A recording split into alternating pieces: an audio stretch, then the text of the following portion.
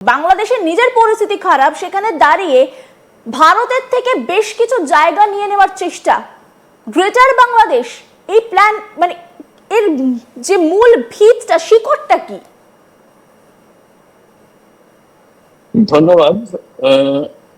Actually বাংলাদেশের একটি ছাত্র মুভমেন্ট এবং আধ্যাত্মিক একটি গোষ্ঠী, যারা নিজেদেরকে ধর্ম সাধনা বা ধর্মীয় গোষ্ঠী হিসাবে যারা নিজেদেরকে বিবেচনা করে, এরকম একটি গোষ্ঠী যারা বাংলাদেশের ঢাকা বিশ্ববিদ্যালয় কেন্দ্রিক একটি অর্গানাইজেশন করেছে, যে অর্গানাইজেশনটির মাধ্যমে তারা সালতানাতে বাংলা, যেটিকে আমরা ইতিহাসের শাহী বাংলা নামে জানতাম, অর্থাৎ এই বাংলাদেশ, বাংলা অর্থাৎ পশ্চিমবঙ্গ, মায়ানমারের যেটাকে আরাকান স্টেট বলে, রাখাইন স্টেট, বিহার, ঝাড়খণ্ড, উড়িষ্যা, ত্রিপুরা, আসাম এবং নর্থ ইস্টের আরো 3টি স্টেট, এইগুলো নিয়েই মূলত ছিল এই সালতানাতে বাংলা বা শাহী বাংলা।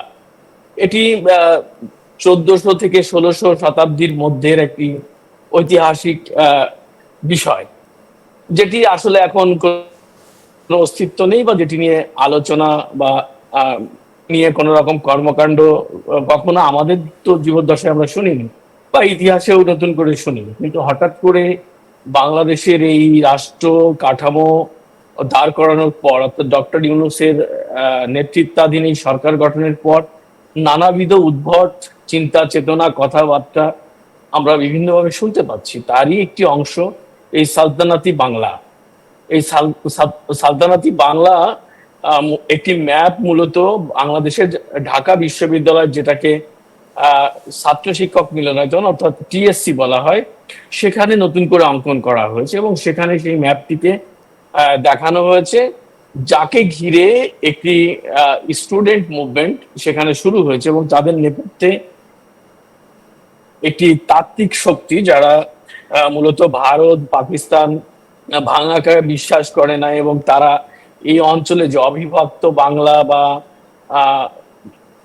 একটা বৃহত্তর বাংলা, যেটা সেই বাংলা প্রতিষ্ঠার স্বপ্ন দেখে বিভিন্ন সময়, সেই তাত্ত্বিক গোষ্ঠীটি মূলত এই ছাত্র সংগঠনের পিছনে রয়েছে। এটি মূলত ঢাকা বিশ্ববিদ্যালয়ের টিএসসিতে এরা যে ইয়েটা করেছে, তাদের হেডকোয়ার্টার বলা হচ্ছে, যে টিএসসি কেন্দ্রিক তাদের হেডকোয়ার্টার।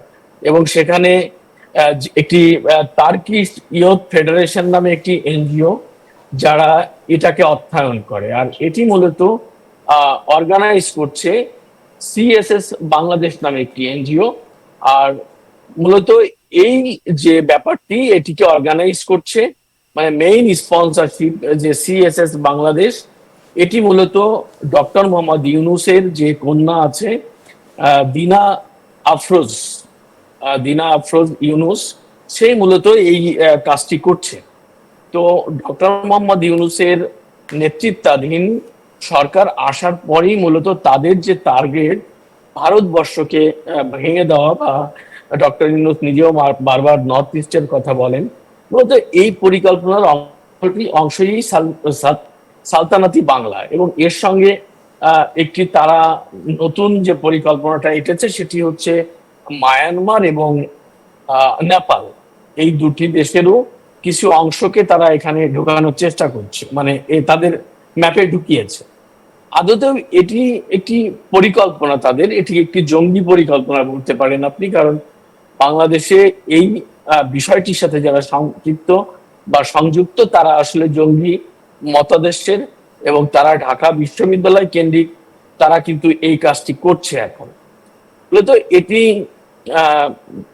একটি ধর্মীয় দিক থেকেও তারা চিন্তা করছে, যে তাদের স্লোগান, যেমন সম্প্রতি সময় আমরা দেখেছি যে এখানে যারা ধর্মীয় নেতা আছে, তাদের কেউ কেউ নিজেকে বলেছে যে আমরা হিউম্যান বোম ব্লাস্ট করে কলকাতা দখল করব, এরকম হুমকি। তার আগে আমরা দেখেছি যে রিক্সা নিয়ে কলকাতা অভিমুখে দখল করার জন্য আসছে।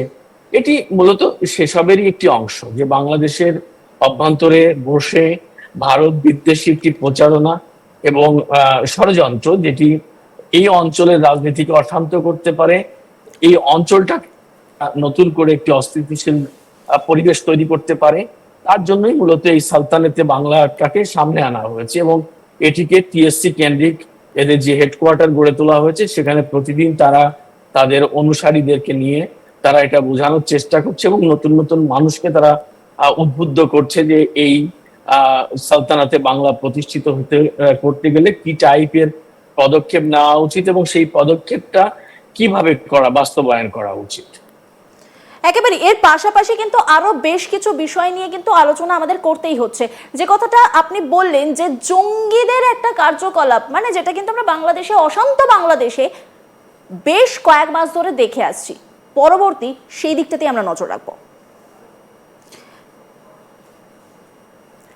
পরবর্তী যে বিষয়টাতে নজর রাখতেই হচ্ছে যে বাংলাদেশের যে এই কার্যকলাপ, সেই কার্যকলাপে জিহাদিদের কি হাত থাকছে, জঙ্গি মতামত থাকছে।